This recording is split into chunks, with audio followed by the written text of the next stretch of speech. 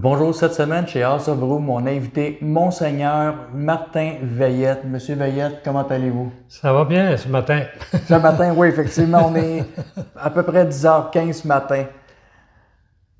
Vous êtes originaire de Latuc, C'est ça. né en novembre 1936, donc bientôt votre fête. Le mois prochain. Mois prochain, 87 ans. 87 ans, oui. Bonne fête à l'avance. Merci beaucoup. Je pensais pas jamais vivre jusqu'à cet âge-là. On ne sait jamais à quel âge On sait jamais. sera. Donc, en 1936, entre deux guerres, Oui. comment s'est passée votre enfance, vu dans les yeux d'un enfant, face à la situation qu'il y avait à cette époque-là? C'est ça. Alors moi, quand la Deuxième Guerre mondiale a été déclarée en 1939, quand j'avais 3 ans. À 3 ans, j'ai pas de souvenir du début de la guerre, mais j'ai des souvenirs d'enfants pendant la guerre et à la fin de la guerre, de la Deuxième Guerre mondiale, 39-45. Alors, le souvenir surtout de la fin de la guerre, c'est que quand il y a eu l'annonce de la victoire des Alliés sur l'Allemagne, et particulièrement Hitler, qui était à la tête du pays à ce moment-là. Alors, dans la ville de Latuc, on avait promené un mannequin. Il y avait un petit camion avec, comment on appelle ça, un espace là, pour... Comme une boîte à l'arrière. Comme une boîte à l'arrière, là. Et puis il y avait un échafaud, un mannequin qui était pendu à l'échafaud. Et puis on promenait ça dans la ville de Latuc, puis moi, ça a passé au coin chez nous. Fait qu'à un moment donné, c'est impressionnant hein, quand on voit ça de même, là, puis dans le contexte là, de l'annonce de la guerre. Et puis, évidemment, la tournée a fini dans un parc de la ville où on a fait brûler le mannequin, évidemment. Alors, c'était inoubliable comme fin de guerre. Mais pendant la guerre, ce que je me rappelle surtout, c'était le rationnement. Ouais. Il y avait des coupons de rationnement par famille, un peu par personne par famille. Alors, quand mes parents, par exemple, ma mère ou mon père, nous demandaient d'aller faire une commission au magasin, aller chercher avec des coupons, il fallait faire bien attention de ne pas perdre des coupons. Parce que si on perdait des coupons, on n'avait rien, évidemment. Mais heureusement, moi, je n'ai pas de souvenir pendant la guerre qu'on ait manqué de nourriture. On était, évidemment, on gaspillait rien dans ce temps-là. Hein.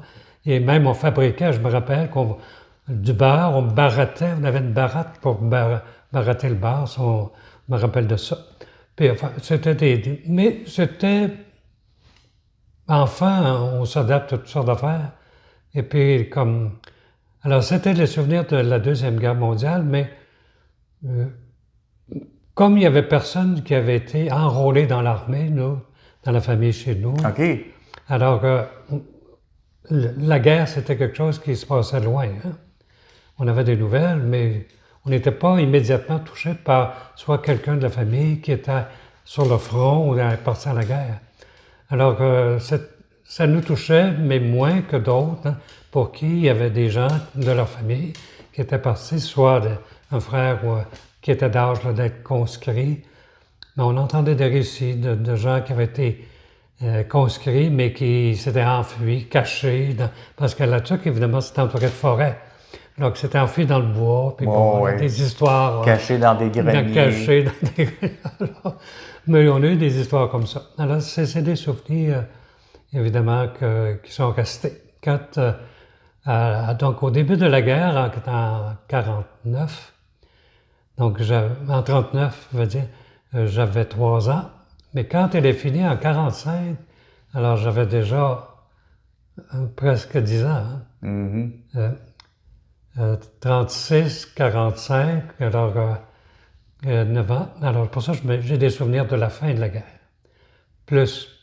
Puis après la guerre, évidemment, là, c'est l'enfance. Moi, mon père, à ce moment-là, était boulanger. Il était propriétaire d'une boulangerie. Et avec un cousin, il était copropriétaire d'une boulangerie.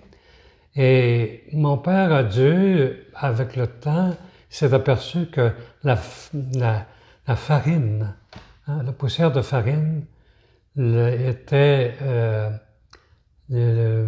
allergique. Alors, il faisait de l'asthme. De sorte qu'il a fallu qu'il laisse ce métier-là qu'il avait appris. Et puis, c'était un des drames de sa vie, ça, d'être obligé d'abandonner le métier qu'il avait choisi, qui à un âge quand même, il y avait dans la vingtaine quand il a choisi ça, avant. Et puis, alors il s'est, par après, il y a eu diverses occupations, mais il a fini comme propriétaire de ce qu'on appelait un stand de taxi, un poste de taxi, on dirait en français. Et puis, avec une espèce de petite maisonnette, là, où il y avait son bureau, puis pour prendre les appels, puis un stationnement, il y avait 2 ou 3 autos. Et puis, même jeune, moi, je me rappelle d'être allé à cet endroit-là pour prendre les appels, puis transmettre les appels. Oh. Ah oui, pendant que... Alors, par après, vers 12 ans, de venir à Trois-Rivières avec un cousin qui était à la TUC aussi, pour venir faire des études de cours classiques, dans le temps qu'on appelait, au séminaire Saint-Joseph. Alors, moi, j'avais jamais pensé à ça. C'est mon cousin qui me fait penser à ça. Ça tenterait-tu de venir avec moi faire des études au séminaire Saint-Joseph à Trois-Rivières? Je connaissais même pas ça. Là. Alors, j'en parle à mes parents. Comme c'était dans la parenté, mon père m'en a parlé.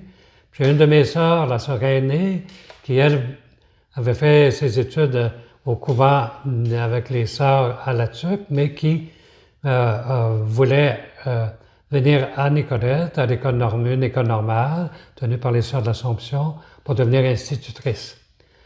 Alors, pendant qu'elle envisageait de venir à Nicolette, moi, Trois-Rivières. Alors, on était 2 à partir quasiment en même temps.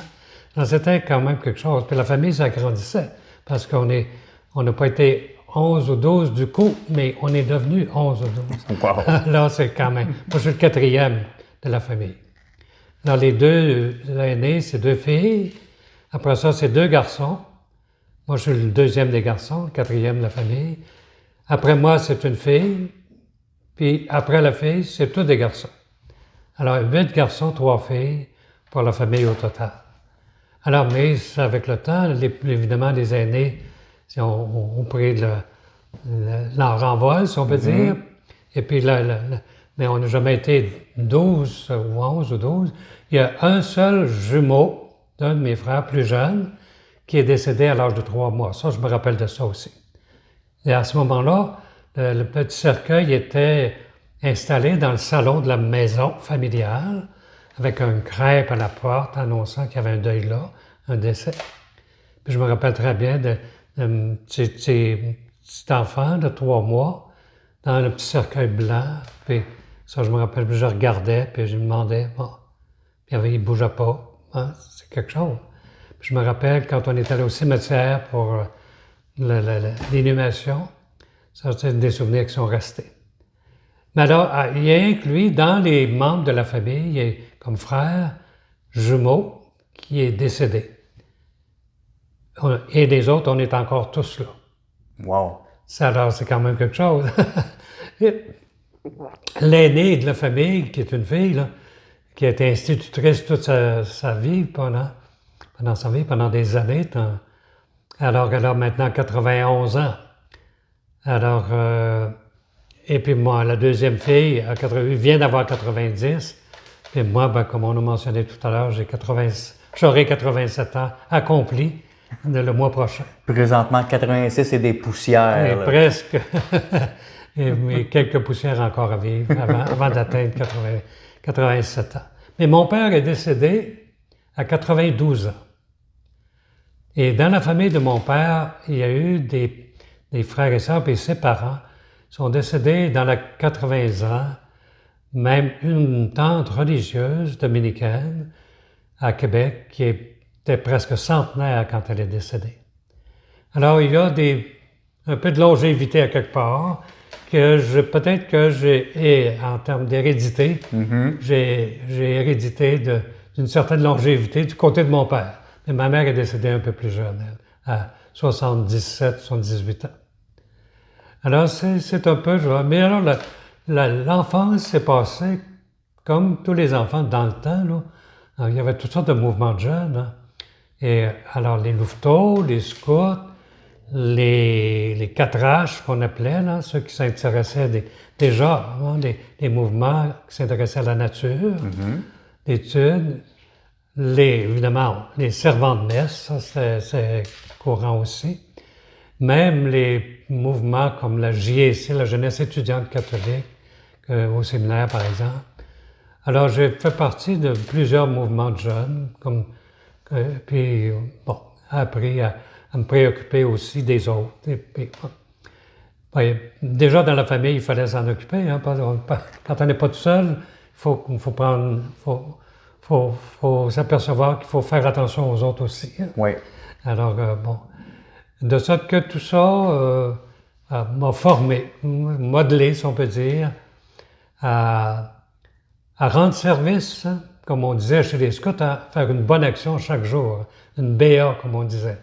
Faire une bonne action à chaque jour. C'était une espèce de mot d'ordre chez les scouts qu'on avait. Puis encore aujourd'hui, quelqu'un récemment me rappelait ça. Je disais que j'avais fait une démarche auprès de quelqu'un, puis il dit « Ah, c'était ta BA pour aujourd'hui. » Bon, c'est des vieux souvenirs de scouts dans le temps. Là, la jeunesse s'est passée assez... C'était agréable. C'était agréable. C'est une jeunesse, je dirais, l'été, on allait se baigner, parce que dans la ville de La Tuque, il y avait ce qu'on appelait le Petit Lac, hein, en plein cœur de la ville. Okay. Et j'ai appris à nager au Petit Lac de la ville, avec une main dans le fond, puis l'autre qui brasse, puis finalement les deux mains.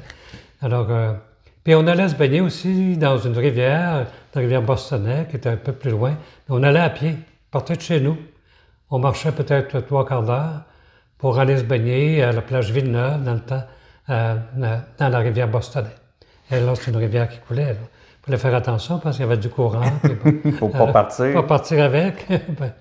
Mais alors, on avait aussi presque voisin, de l'autre côté de la rue, une autre famille dans notre parenté, des cousins et des cousines, là, proches. Le frère de mon père qui était marié et qui avait sa famille juste de l'autre côté de la rue. Alors, on était souvent ensemble. Et même eux, cet oncle-là et cette tante-là sont mes parrains et marraines. Alors, puis j'ai connu évidemment mes cousins et cousines. Et puis on a souvent fait des excursions, puis on était souvent ensemble. Puis aussi, évidemment, les jeunes du coin, là, on était ensemble très souvent. De sorte que moi, la jeunesse n'a pas été marquée par des expériences pénibles, difficiles, douloureuses, non. Mais on était nombreux, mais on a appris à vivre avec ça. Ce qu'on entend des mots à l'époque, c'est qu'est-ce qui a fait en sorte que vous avez eu, entre guillemets, l'appel de Dieu? Oui, mais ça s'est fait tout doucement, si je peux dire. C'est que dans la famille de mon père, il y a deux de ses frères qui étaient déjà prêtres. Un qui était un père Oblat de Marie-Immaculée, comme au Cap de la Madeleine, par exemple, Sanctuaire du Cap. C'est une communauté missionnaire, hein, les Oblats de Marie-Immaculée, les pères Oblats, comme on dit. Alors, j'ai un de mes oncles qui était Oblat et qui était missionnaire au Chili pendant des années, qui a passé peut-être une trentaine d'années de sa vie, et qui a dû revenir mourir au Québec. Il aurait bien voulu rester là-bas, mais c'était pas possible. J'ai un autre de mes oncles qui était un père dominicain. Et lui, il était missionnaire au Japon. Et il était prisonnier pendant la Deuxième Guerre mondiale au Japon. Alors, on a appris, on avait des nouvelles de lui, on savait qu'il était au Japon, qu'il était prisonnier. Bon. Et il est venu, évidemment, après, quand il a été libéré. Il était dans ce qu'on appelait un camp de concentration dans le temps, ou en tout cas, sous surveillance, là. Et puis, alors, moi, j'ai connu qu'est-ce que c'était que un prêtre missionnaire, un membre dans une communauté religieuse. Je connaissais ça par mes oncles. Puis, évidemment, je connaissais les prêtres diocésains, hein, les séculiers, comme on dit, par les prêtres qui étaient en ministère à La Tuque. À ce moment-là, à La Tuque, il y avait un curé et 4 vicaires. Il y avait 5 prêtres, à La Tuque même. Puis dans les petits villages alentours, il y avait des prêtres résidents un peu partout. De sorte qu'il y avait peut-être une douzaine de prêtres, là, que moi, j'étais, pas ce qui est de la ville même, de La Tuque, que je connaissais. Et puis, quand je suis arrivé ici, à Trois-Rivières, au séminaire de Saint-Joseph, mais là, c'était des prêtres en grande partie, hein, qui étaient responsables, qui dirigeaient l'institution et qui enseignaient aussi les différentes matières. Aussi bien la physique, la mathématique, la chimie, la littérature, les langues, le latin, le grec, etc. Alors, j'ai eu plusieurs prêtres qui ont exercé différents ministères, soit comme enseignants, soit comme en paroisse, ou comme missionnaires à l'étranger. Fait que je connaissais un peu ce monde-là. Et puis, évidemment, à la fin de mon cours classique, comme tout le monde, ben là, moi, j'étais accompagné au séminaire par un prêtre qu'on appelait un accompagnateur spirituel. Puis, quand est venu le temps, on me dit, ben là, tu finis ton cours, vers quoi tu veux aller? Alors, il y avait plusieurs possibilités. Je n'avais pas trop de misère, en tout cas, pas trop de difficultés au plan des études. Je réussissais assez bien. Alors, de sorte que je pouvais envisager un cours à l'université, des études à l'université, il n'y avait pas de problème pour ça. Alors, n'importe quoi, je peux dire, ou à peu près, mais ça dépendait des goûts aussi, Oh oui. évidemment. Et puis, il y avait l'autre volet dans le temps, comme la vie comme prêtre, comme missionnaire même. Alors, j'ai posé la question à mon accompagnateur, moi j'ai 2 oncles missionnaires, est-ce que je pourrais être missionnaire? Pensez-vous que j'aurais ce qu'il faut pour être missionnaire? Il hésitait, c'est pas sûr. Des oncles peut-être, mais toi? Bon, comme prêtre diocésain, ah oui, ça je pense comme prêtre diocésain tu pourras faire. Bon. Mais ils m'ont dit, hein, c'est à toi de choisir, c'est pas moi qui vais choisir pour toi. Bon, il a fallu que je choisisse à travers les possibilités. Si j'avais opté pour un cours à l'université, par exemple, probablement, moi, j'avais un certain don de ce côté-là, j'aurais choisi probablement le droit. Parce que j'étais impressionné par la façon dont on voyait travailler des avocats, par exemple, qui se mettaient à la défense des gens mal pris. Et qui argumentaient, puis ils se battaient, puis bon. Ça me parlait, ça. Et moi, j'aurais aimé, si j'avais choisi ça, j'aurais aimé faire des études en droit, devenir avocat, bon, puis après, là, je ne sais pas tout ce qui aurait pu arriver, en tout cas. Et puis, l'autre possibilité était de choisir le ministère comme prêtre dans l'Église. Alors, finalement, j'ai opté pour le ministère comme prêtre diocésain. Alors, j'ai fait 4 ans d'études en théologie, ici, à Trois-Rivières. Et on avait à ce moment-là le baccalauréat en théologie pendant 4 ans d'études, et octroyé par l'Université Laval, parce qu'à Trois-Rivières, on était affilié à l'Université Laval. Et puis, alors c'est comme ça que je suis devenu prêtre diocésain, mais ça s'est fait comme doucement. Moi, j'ai pas eu de révélation, c'est-à-dire une lumière tout d'un coup qui s'est allumée pour dire « Ah, c'est clair. » Non, ça s'est fait tout doucement, tranquillement, avec l'avis des personnes, puis qui me connaissaient, puis qui étaient des bons conseillers. Alors que j'ai choisi ça, J'y suis encore depuis le temps. Mais j'ai vu aussi que vous êtes sociologue, philosophe. Oui, parce que après avoir été ordonné prêtre, j'avais fait de la théologie. Puis quand on était au séminaire, on avait des cours de philosophie aussi. Hein. Les 2 dernières années du cours classique étaient les années qu'on appelait les années de philosophie. Hein. Philosophie, philo 1, philo 2. Oui. Première et deuxième année. Alors on a fait une entrée, une initiation à la philosophie, mais qui était à ce moment-là enseignée dans les collèges classiques, qui était la philosophie thomiste, évidemment, qui s'inspirait de saint Thomas d'Aquin. Évidemment, quand on élargissait les études en philosophie, ben là, il y avait d'autres courants de philosophie. C'est ce que moi, j'avais quand même réussi assez bien en philosophie. De sorte que quand je suis devenu prêtre, on m'a envoyé étudier pour faire une licence, en ce moment-là, qu'on appelait, en philosophie à l'Université d'Ottawa. Et alors, après, comme j'avais déjà fait de la philosophie, ça comptait, évidemment. Et là, en l'espace d'1 an, j'ai fait ce qu'il fallait comme scolarité et examen et tout pour obtenir une licence en philosophie de l'Université d'Ottawa. Là, j'étais prêtre à ce moment-là. Et puis, ça, c'est au début, dans les premières années là, de mon ministère, les années 62, 63, 64, par là. Alors, j'ai enseigné ensuite en philosophie au séminaire pendant 7-8 ans, jusqu'au moment de la formation de ce qu'on a appelé par après les cégeps. En 68, 69, le cégep de Trois-Rivières a été fondé et comme j'enseignais au niveau collégial, moi je suis passé au cégep. Et j'avais gardé une partie d'enseignement en philosophie au cégep. Et puis, à l'enseignement en philosophie au cégep, il y avait l'autre volet qui m'occupait, c'était l'animation pastorale avec d'autres personnes dans le milieu du cégep dans le temps. Il y a 50 ans passés, là. On parle des années 68, 69. Là.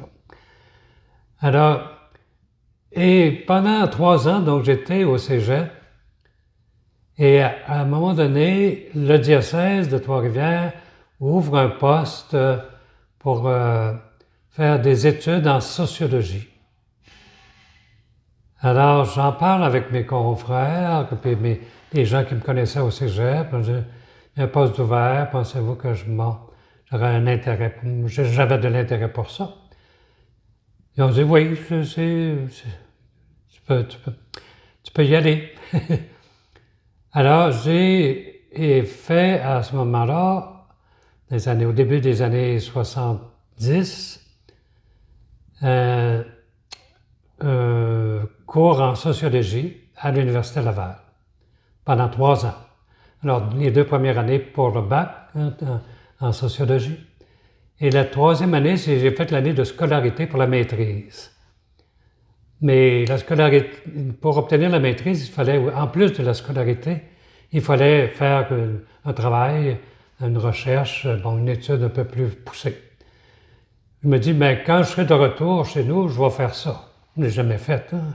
Parce que quand on revient dans le milieu, on est happé par toutes sortes d'affaires, puis c'est pas facile de mener de front une recherche qui est de niveau universitaire, là, en même temps que toutes les autres occupations.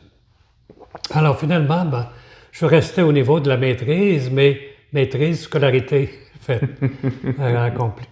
Mais, alors c'est pour ça que je suis...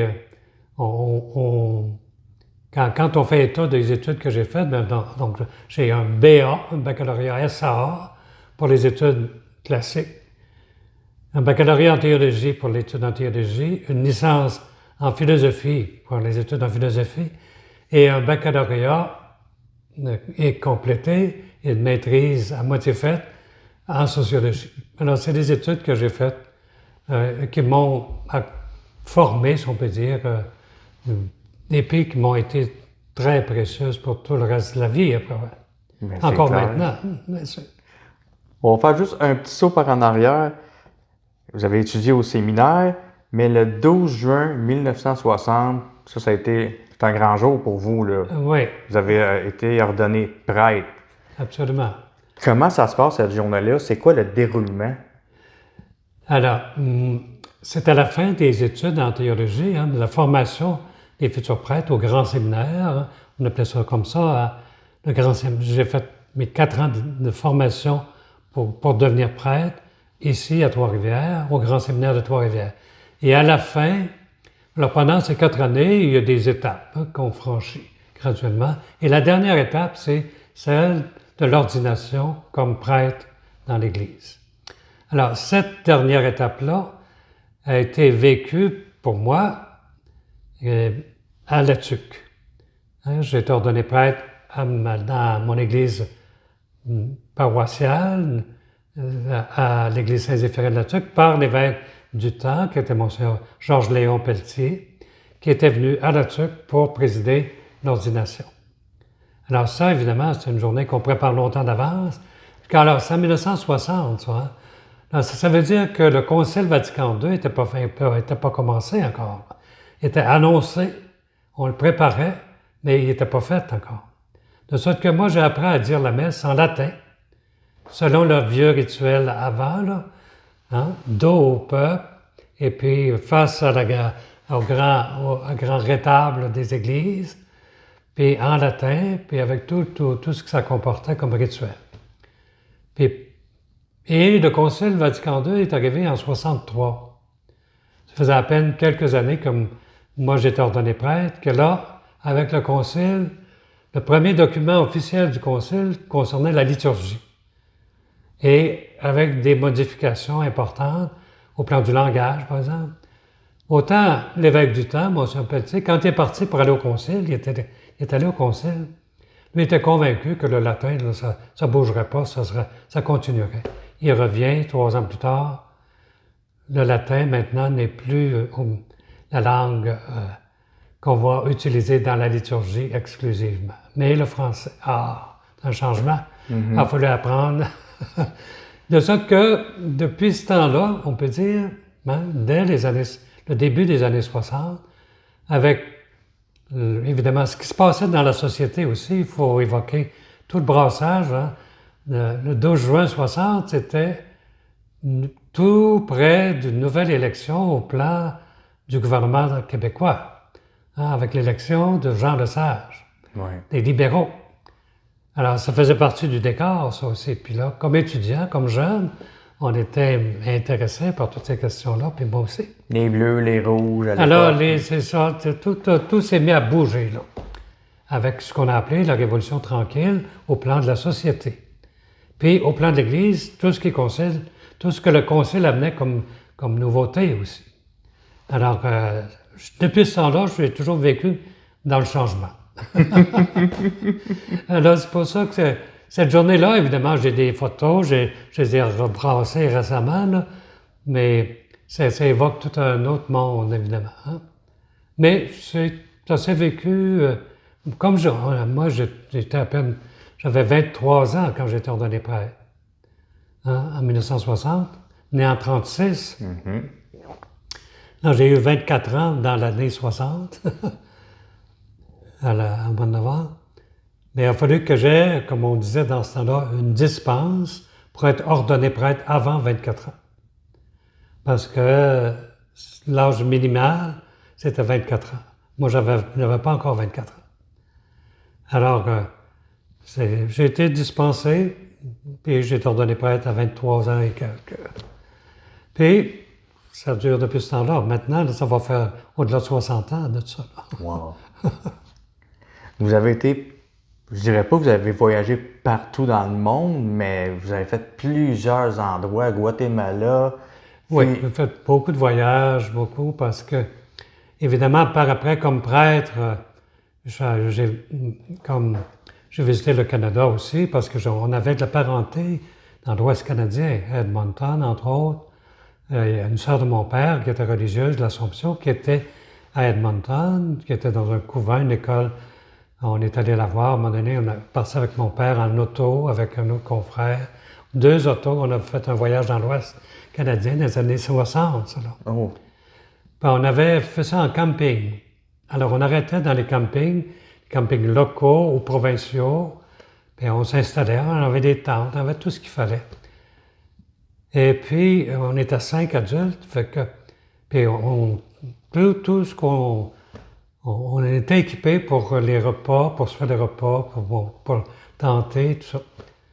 Puis à la fin du mois, parce qu'on avait été 1 mois partis, pour aller dans l'Ouest, visiter, être reçus et revenir par l'Ouest américain. Arriver à aboutir à Chicago, puis remonter vers Toronto, puis bon. Alors ça, c'était mon premier grand voyage en Volkswagen, à Coccinelle. mais c'était... Alors, puis j'ai fait beaucoup d'autres voyages par après à différents pays, pour différentes raisons, pas toujours pour en vacances, mais des fois pour comme délégué, surtout au niveau des évêques, quand je suis devenu évêque par après. Au niveau des évêques, j'ai fait partie de délégations canadiennes pour aller, par exemple, au Guatemala. J'ai fait deux fois un voyage au Guatemala. Et puis, j'en ai fait aussi, bien évidemment, je suis allé à Rome plusieurs fois. Et puis, la dernière fois que je suis allé, c'est l'été passé, pas cette année, là, mai 2023, mais mai 2022, pour la canonisation donc, de Charles de Foucault, qui a été canonisé, et pour qui j'ai un lien particulier avec Charles de Foucault. Alors que et je suis allé à Rome plusieurs fois, de sorte que maintenant, quand je vais à Rome, je ne suis pas embêté. Là. Puis j'ai vu le pape Jean-Paul II. J'ai été reçu même à manger à sa table avec lui. Il nous recevait dans le temps, quand les évêques du Québec, on allait le visiter. Et Jean-Paul II nous invitait par groupe, une dizaine. Et puis on mangeait avec lui, puis on jasait. Puis bon, lui était là. Bon. Puis on l'a rencontré. Puis bon.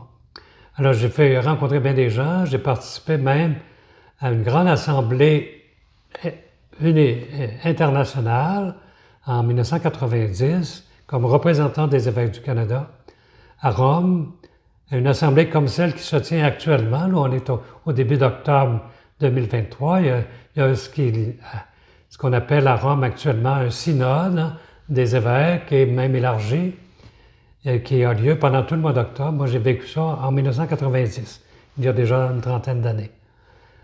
Mais là, c'était une expérience extraordinaire aussi parce que j'ai rencontré des évêques venant de partout dans le monde, japonais, haïtiens, honduriens, bon, et puis écossais, suisses, français, allemands, africains.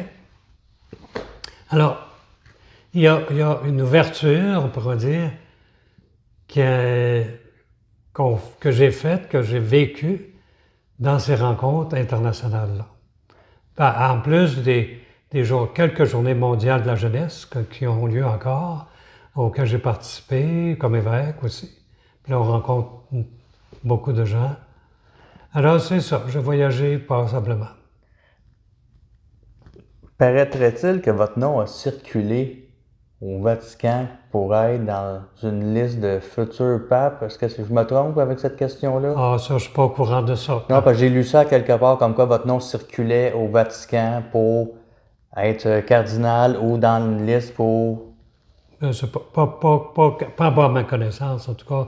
S'il y en a qui l'ont fait, ça se peut. Mais moi, je n'ai pas été informé de ça. Pas de problème. Comme on disait tantôt, vous avez voyagé énormément, mais au Pérou, en 2005, vous avez été victime d'un vol à main armée. Oui, parce que à ce moment-là, j'étais allé à l'invitation de l'évêque qui était originaire de Trois-Rivières, qui vit toujours, Jean-Louis Martin, qui est un prêtre des missions étrangères, hein, de la communauté, ou enfin du groupe qu'on appelle des prêtres des missions étrangères. Et lui était évêque au Pérou. Voyons, le nom m'échappe tout d'un coup. Pour l'inauguration d'une nouvelle cathédrale. Le diocèse de Trois-Rivières avait contribué à la construction de cette nouvelle cathédrale, étant donné que l'évêque du temps était natif de Trois-Rivières, on trouvait normal de soutenir cet évêque-là. Et puis, alors, j'étais allé avec des membres de sa famille. On était allé pour une semaine pour vivre cet événement-là, donc l'inauguration de la cathédrale. Puis, au retour, on était parti de l'endroit où avait lieu la célébration de l'inauguration de la cathédrale pour revenir à Lima, ou à la capitale du Pérou, pour prendre l'avion le soir pour revenir au Canada. Alors, on est revenu à Lima, et à Lima, l'évêque Jean-Louis Martin nous invite on avait du temps là, avant que notre vol parte le soir. On avait dit, venez à la résidence que j'ai ici à Lima. J'ai une résidence à Lima. Alors, venez faire un tour pour voir ça. On est OK, on va y aller. En arrivant à sa résidence, dans un quartier résidentiel, on stationne, puis nos bagages étaient là, nos valises et tout. On arrête devant la résidence, puis on était suivis par une auto. On s'est arrêté. Et aussitôt arrêté, des gens sortent de l'auto avec des armes pour venir cambrioler et s'emparer de nos bagages. Heureusement, moi, j'avais eu le temps de prendre mon bagage à main dans lequel il y avait certains papiers, puis des billets d'avion, puis des choses comme ça, importantes. Mais ma valise, où j'avais des souvenirs, j'avais toutes sortes d'autres choses, des vêtements que j'avais apportés. Et tout ça, ils sont partis avec ça. J'ai jamais revu ça. Et puis, les membres de la famille, pareil, ont perdu. Alors, on était victimes d'un hold-up en plein cœur de la capitale. Et mon Jean-Louis, quand il a vu que ça se passait, il dit « Entrez dans la maison, c'est dangereux ». Fait qu'on est entré dans sa maison, puis là, évidemment, notre chauffeur, c'était un genre de camionnette là, qu'on pouvait mettre du bagage, parce qu'on était 4-5 quand même. Alors, il avait mis le bagage, et c'est le chauffeur qui discutait avec ceux qui nous avaient.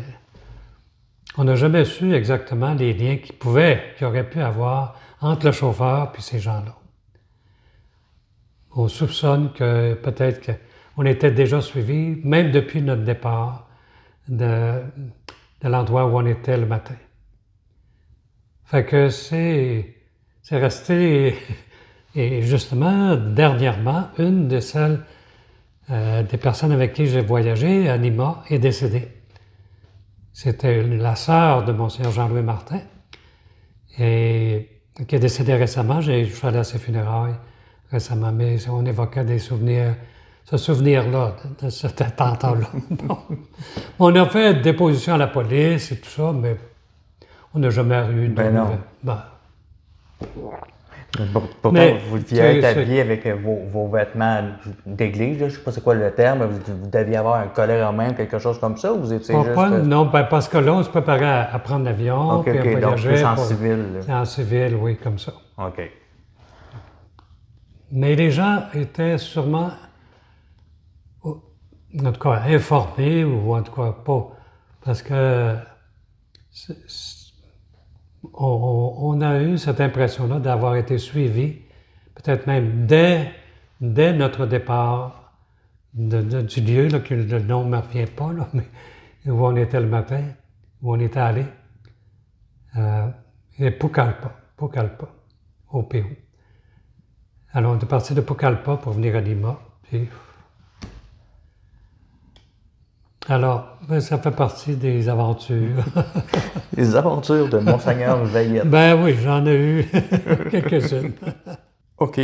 Pourquoi j'avais demandé à vous rencontrer, là, on va y aller au cœur du sujet, c'était au sujet de l'exorcisme. J'imagine que c'est pas comme dans les films, là, des corps qui lévitent, des paroles mentionnées, des curés qui garochent de l'eau bénite un peu partout. Donc, premièrement, selon l'Église catholique, c'est quoi la définition d'un exorcisme? Oui. Alors, si on remonte à l'Évangile, au récit dans la vie de Jésus, Lui-même, on raconte à plusieurs endroits que lui-même a chassé des démons. Excusez. Alors, je dirais la bataille avec les démons ou les mauvais esprits, appelons ça comme ça, ça remonte loin, là, évidemment. Alors, dans l'Église, on a fait de la place pour faire face à cette réalité-là. Et pendant plusieurs siècles même, on avait développé des prières, des façons de faire. Quand quelqu'un, on pensait qu'il était possédé par un mauvais esprit, on l'amenait auprès d'un prêtre ou d'un évêque, et puis on lui disait, bon, il faudrait le délivrer de ça. Alors, on avait développé une sorte de façon de faire, qu'on appelait un rituel.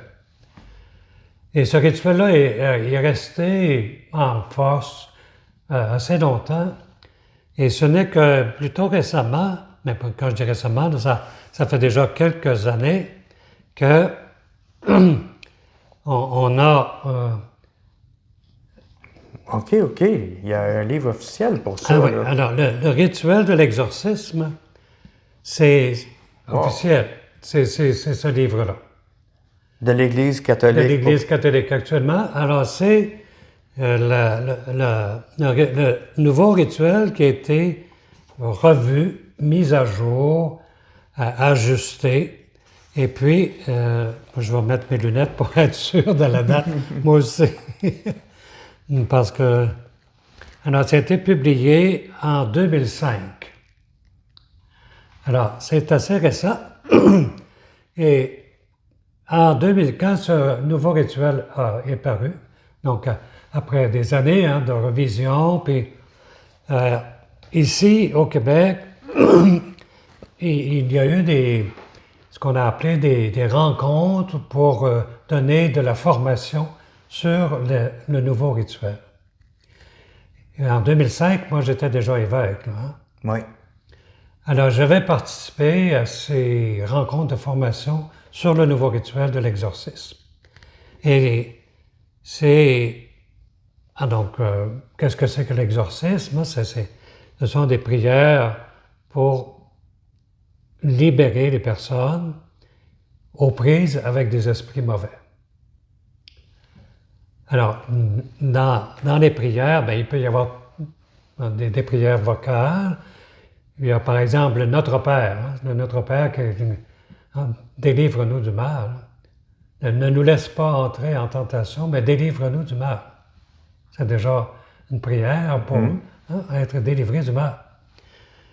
Alors, les prières donc, ont été revues, corrigées, améliorées, et puis, bon, quand quelqu'un a l'impression qu'il est possédé par le démon, ou un démon, ou un diable, ou un mauvais esprit, et qu'il fait appel à toutes sortes de monde, évidemment. J'en ai entendu depuis quelques années. Alors, moi, après avoir suivi la formation, j'ai eu une demande de Patrick Lagacé, qui est le journaliste là, qui est bien connu maintenant. Oui. Patrick Lagacé qui m'avait demandé, parce qu'il était au courant que le rituel avait été revu, puis il voulait interroger quelqu'un à propos de l'exorcisme aussi.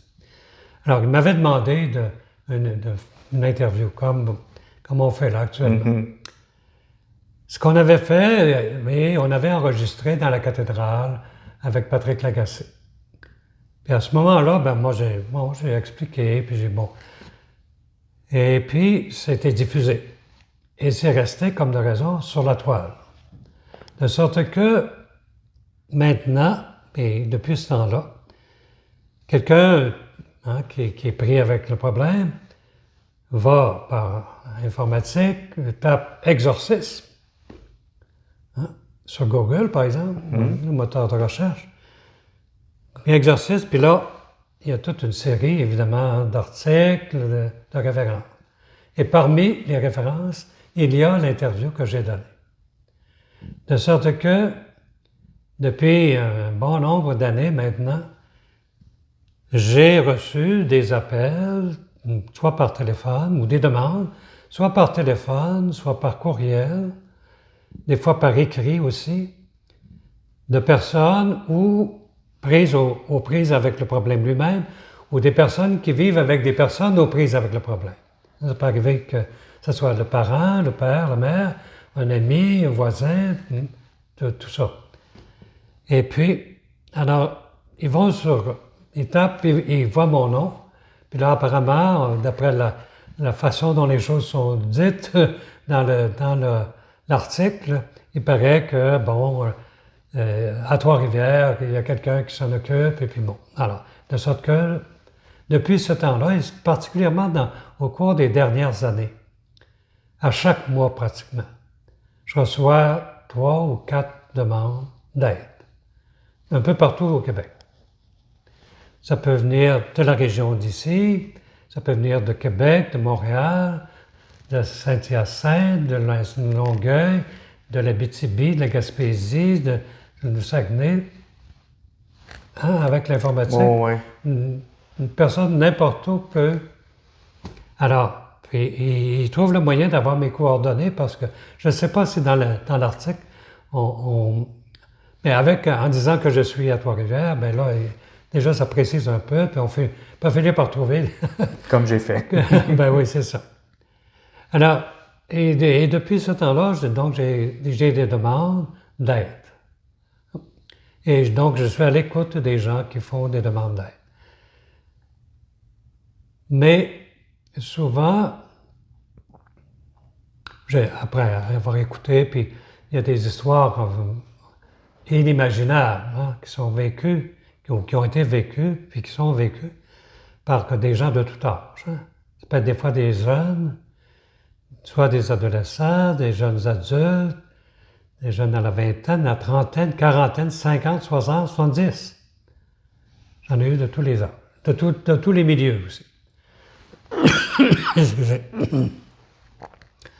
Voilà, j'écoute et puis je vois, puis bon, c'est très varié, très diversifié. Mais finalement, je sais, après avoir écouté peut-être une demi-heure que les personnes racontaient, puis j'essaie de dire dans mes mots ce qu'elles essaient de me dire. Et la plupart du temps, avec l'expérience acquise, évidemment, je me rends compte que les personnes qui font appel, qui demandent de l'aide, c'est pour être libérées, c'est pour être délivrées, pour être soulagées de quelque chose qui leur rend la vie difficile et pénible. Ce qui ne veut pas nécessairement dire que la dite personne a besoin d'un exorcisme. Non. C'est-à-dire, avant d'arriver à faire un exorcisme officiel, et pour faire un exorcisme officiel selon le rituel de l'Église, c'est l'évêque du diocèse où la personne habite qui peut l'autoriser. Alors moi, j'étais évêque en titre ici à Trois-Rivières pendant 15 ans. C'est arrivé une fois où, après bien des démarches, avec consultation, même de psychiatre, la personne qui accompagnait la personne aux prises avec le problème était d'accord pour qu'on puisse procéder à un exorcisme officiel. C'est ça, il y a une étude de cas, là, ça se fait pas comme ça. Là. Non, on ne sait pas, on ne règle pas ça dans... OK. Mais alors, c'est arrivé une seule fois où il apparaissait évident qu'il n'y avait pas d'autres ressources, on était rendu au bout des ressources pour pouvoir aider la personne. Et puis là, on faisait appel finalement à un exorcisme dans le monde religieux. Alors, je l'ai autorisé et le prêtre a procédé en 2 étapes à cet exorcisme-là et ça n'a pas fonctionné. Parce que c'est pas automatique. C'est pas on va faire ça puis ça va être réglé. C'est pas sûr du tout. Mais la plupart du temps, par ailleurs, ce que j'ai remarqué, Moi, j'ai aidé les personnes, il me semble, en tout cas, à ce qu'elles prennent conscience que la lutte qu'elles font, c'est une lutte avec des mauvais esprits. Hein? Mais j'ai dit, vous, comme personne humaine, vous n'êtes pas de taille à lutter contre un esprit mauvais. Pour lutter contre un esprit mauvais, ça prend un autre esprit, un bon esprit.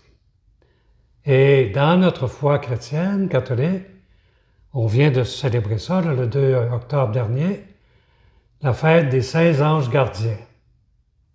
Hein? Donc, des bons anges qui ne nous veulent pas du mal, mais qui veulent notre bien et qui sont, paraît-il, d'après notre enseignement dans l'Église catholique, chaque être humain a son ange gardien et il est chargé de prendre soin, au besoin de protéger et de lutter pour que la personne dont elle a soin puisse être, surtout si elle est prise avec un esprit mauvais, que lui entre en action, que le bon ange fasse la guerre au mauvais ange, au mauvais esprit.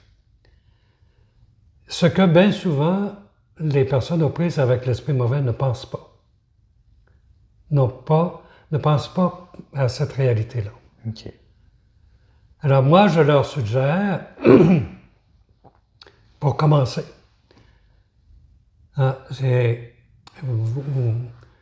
vous voulez être libéré, la bataille que vous avez amenée, vous n'êtes pas de taille à la livrer tout seul. Il faut faire appel à quelqu'un de taille pour lutter contre l'esprit mauvais. Et de quelqu'un qui est de taille et qui a nous, on a la conviction qu'il peut l'emporter sur l'esprit mauvais, c'est le bon ange, l'ange qu'on appelle l'ange gardien.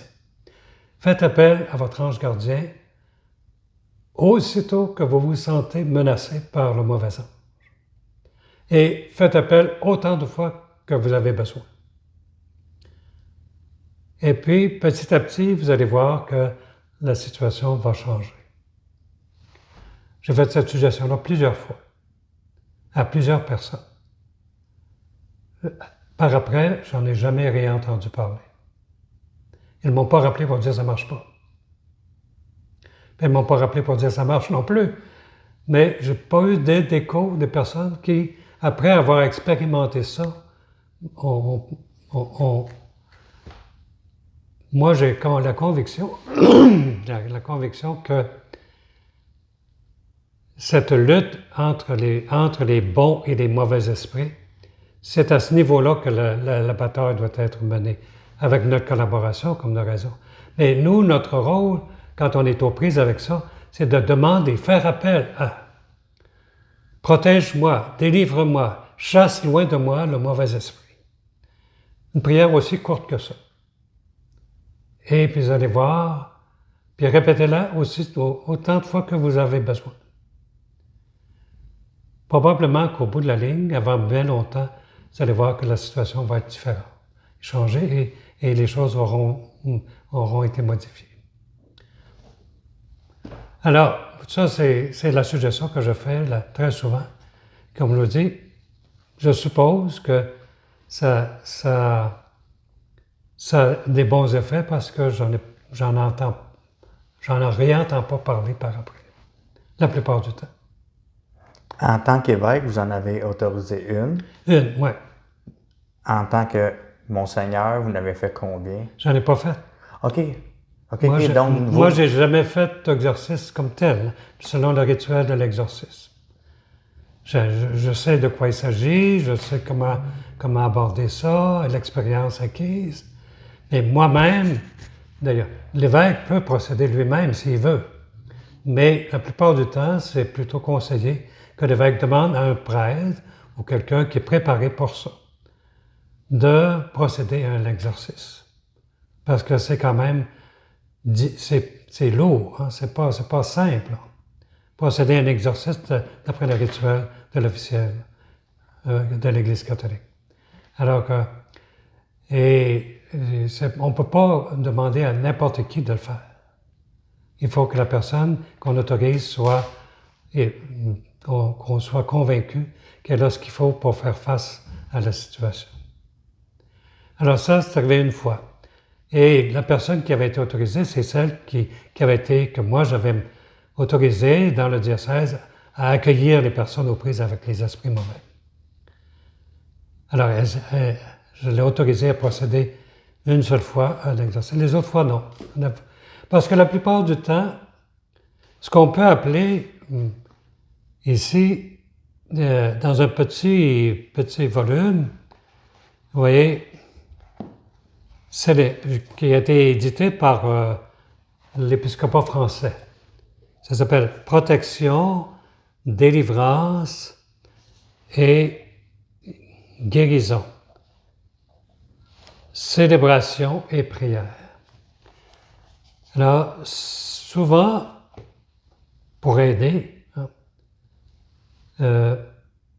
on peut suggérer ou inviter les gens à faire des prières, ce qu'on appelle des prières de libération. Dans la prière, on demande d'être libéré de, soulagé de, délivré de telle ou telle ou telle affaire. Aux choses prises avec, j'en arrive pas, puis j'ai plus de la maîtrise de ma vie, je sens comme si j'étais possédé, c'est-à-dire que c'est plus moi qui mène. Alors, c'est tout ça là qui est... Mais bien souvent, moi je les invite à dire, vous rappelez-vous le temps où vous aviez la maîtrise de votre vie? Il y a un temps où vous aviez la maîtrise de votre vie. Puis là, il y a un temps que vous vivez et que vous sentez que vous n'avez plus la maîtrise de votre vie. Êtes-vous convaincu que vous pouvez avoir la maîtrise de votre vie? Oui? Bon, alors si vous êtes convaincu que vous pouvez l'avoir, priez pour être délivré. Faire une prière de délivrance de ceux qui vous empêchent d'avoir la maîtrise de votre vie. Et puis, moi je ne peux pas mesurer, je ne peux pas dire, je n'ai pas de statistiques pour dire ça marche dans 90% des cas, je ne sais pas. Savez-vous, là, c'est vraiment au hasard, là, mais combien il peut y en avoir eu au Québec depuis, on va dire, 25 ans, des exorcismes? Y a-t-il un registre de ça au niveau de l'Église? Non, il n'y a pas. À ma connaissance, moi, je ne connais pas d'endroit, dans les diocèses en tout cas, où on tient un registre des exorcismes autorisés par l'évêque. Moi, je n'ai jamais entendu parler. J'en ai parlé avec les autres évêques du Québec. Oh, ouais. Puis je n'ai pas d'informations là-dessus. Je ne crois pas que ça existe. On peut l'autoriser, mais la plupart du temps, ça reste des démarches discrètes. On ne fait pas d'éclat avec ça. Discrète, de sorte que c'est pas connu, c'est pas su, sauf des personnes directement impliquées. Est-ce qu'on vous a raconté plutôt, comment ça s'était passé quand il y avait un monseigneur, un curé qui allait faire un exorcisme? On vous a dit que ça s'est passé de telle façon, la personne a bien réagi ou... Mais moi, le prêtre que j'avais autorisé ici à faire un exorcisme ici, oui, il a mis par écrit ses observations. Ça, j'ai ça dans nos archives ici. L'exorcisme auquel il avait procédé, il l'a écrit. Il a fait un rapport de ça. Il a fait un rapport de ça. Oui. Okay. Ça, j'ai vu ce rapport-là déjà. Et puis, il avait conclu que non, la personne qui avait demandé à être exorcisée, il y avait autre chose qui bloquait qu'un exorcisme strictement au plan religieux. Alors, il peut y avoir toutes sortes, c'est mêlé, hein? OK, oui. Alors, tout ça, il peut y avoir de l'ésotérisme à travers tout ça, toutes sortes de courants, de conceptions, etc. Ça devient extrêmement mêlé. Mais c'est pas facile de voir clair là-dedans non plus. Hein? Mais il y a même un autre petit volume qui a été publié ici. Ça s'appelle Dérives religieuses. Les dérives religieuses. Alors, en sous-titre, Astrologie, occultisme, spiritisme, nouvel âge, Halloween, sorcellerie, satanisme, etc. Et puis, il y a les caractéristiques de chacune de ces choses-là. Moi, quand quelqu'un me décrit ce qu'elle raconte, là, ce qu'elle vit, ce qu'elle perçoit, bon, ce qu'il sent, moi, je discute pas ça. Je discute pas la réalité de ça. Mais mon focus, comme je mentionnais tout à l'heure, c'est d'aider la personne à prendre conscience que la lutte qu'elle a amenée se situe au niveau d'un esprit bon contre un esprit mauvais. Et non pas simplement d'une personne humaine contre un esprit mauvais. Personne humaine aidée d'un bon esprit, ça va l'avoir. Ça va avoir des bons effets. Alors, mais ce livre-là, de dérives religieuses, ça fait partie de vos lectures pour être mieux. Mais c'est-à-dire que moi, je connaissais parce que, évidemment, j'en ai entendu raconter, puis bien des gens font référence à l'une ou l'autre de ces affaires-là. OK. Alors, mais j'insiste pas là-dessus. Moi, je discute pas. Parce que souvent, les gens qui vont commencer à raconter ce qu'elles perçoivent, ce qu'elles vivent, tout ce qui leur arrive, ils comptent ça aux autres, les autres, et ils finissent par me dire, quand ils me le racontent à moi, ils disent, vous ne me croyez pas, hein? Je dis, non, je ne mets pas ça en question. Je ne mets jamais en question ce qu'elle me raconte. Je ne discute pas ce qu'elle me raconte. Non, sinon la personne ne s'ouvrira pas. Alors, parce que la voie pour en sortir n'est pas là. Parce que souvent, la personne aux prises avec ces réalités-là peut penser qu'elle va en venir à bout par ses efforts. Mais elle n'en arrivera pas à bout, elle, tout seule. C'est ma conviction, en tout cas. C'est pour ça que je dis, il faut faire appel à quelqu'un d'autre, un ange gardien, pour mener la bataille avec vous. Et là, vous avez des chances que ça va guérir quelque chose. Les gens qui m'écoutent, qui me regardent, disent souvent, évidemment à la blague, « Dominique, t'es fou. » Est-ce que vous pouvez m'aider, Monseigneur Veillette, avec ce problème-là? Ça, là, les avis que les gens disent, les perceptions, ça peut être très, très variable. Parce que on ne peut pas nier qu'il y a des réalités qu'on connaît mal, hein, comme personne humaine, même dans l'histoire de l'humanité. Il y a des réalités. Ça existe depuis longtemps, là. C'est toute l'astrologie, les signes du zodiaque, tout ça. Même les Grecs connaissaient ça, hein, dans les temps très anciens. Alors, ça remonte loin dans l'histoire de l'humanité, tout ça. Bon, mais le problème, c'est de dire, aujourd'hui, maintenant, on en sait un peu plus, mais on ne sait pas tout non plus.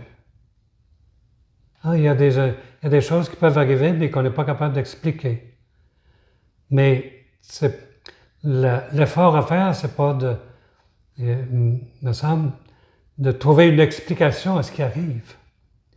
C'est de trouver le chemin pour ne plus être exposé à ce qui arrive. Parce que ce qui arrive, c'est ça qui est troublant. C'est ça qui est lourd, ça qui est pesant, ça qui fait que la vie est difficile et pesante. Et qu'à un moment donné, certains peuvent avoir même tentation de suicide. Il y en a qui ont des tentatives de suicide, que ça va jusque-là. Mais ils ne voient pas d'issue.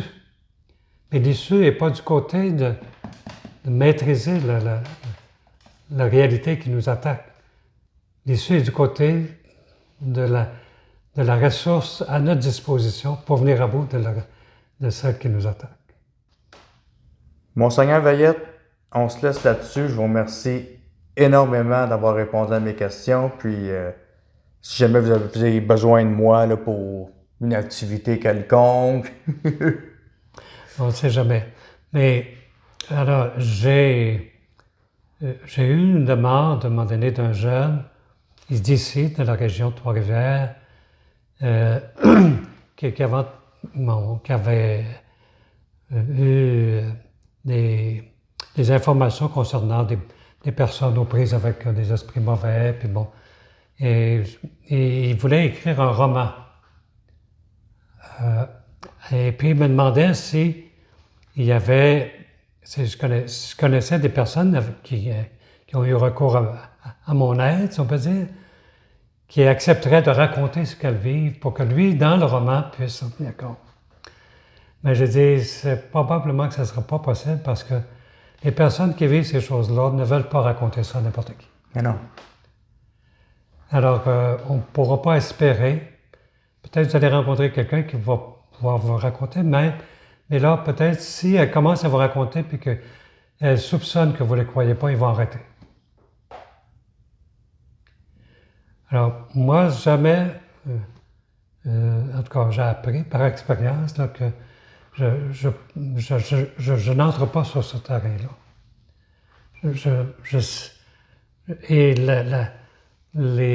Après avoir écouté le reflet que je leur donne, et quand je leur dis ça, c'est dans une phrase très courte, comme je fais, je dis, est-ce que c'est bien ça? Elle dit, oui, c'est bien ça. Puis elles sont d'accord avec le reflet que je leur fais.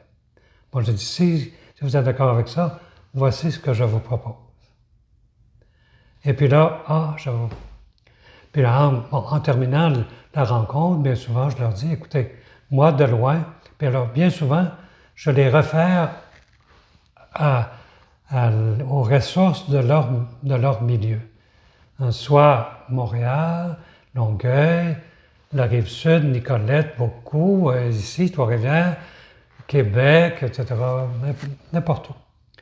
Je les réfère toujours après les avoir écoutés, j'ai dit, appelez à l'évêché de votre coin, où vous résidez, puis demandez à parler à telle personne, parce que je sais que dans plusieurs endroits, il y a des personnes à qui l'évêque a demandé d'être accueillant pour ces personnes-là.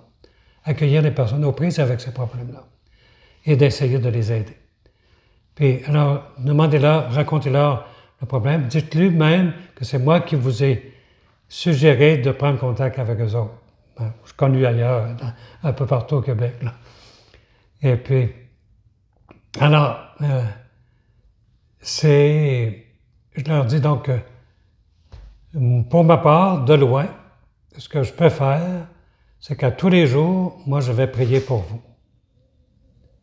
Pour que vous soyez libérés de ce qui est lourd pour vous, ce qui vous rend la vie lourde, pesante, vous retrouviez la paix, la sérénité. Alors, vous allez faire partie de la grande famille de toutes les personnes qui m'ont demandé de l'aide depuis des années. C'est par centaines. Ils sont toujours un peu étonnés des fois. Ils pensent qu'ils sont toujours tout seuls. Je dis non, c'est par centaines. Puis c'est tout un monde au Québec actuellement, là, particulièrement beaucoup d'Africains qui arrivent ici avec des problèmes de cet ordre-là. Parce que dans leur pays d'origine, ces courants-là sont très puissants. Alors, et en Haïti aussi. Alors je dis, moi, ce que je peux faire, je vais prier tous les jours pour vous. C'est ce que je fais. Et je me suis engagé à prier tous les jours pour... Alors, ma prière, c'est la prière du chapelet. Que je dis, chapelet pour toutes les personnes aux prises avec les esprits mauvais qui m'ont demandé de l'aide pour qu'elles soient libérées. Puis, alors ça, vous pouvez être assuré que de mon côté, c'est ce que je peux faire.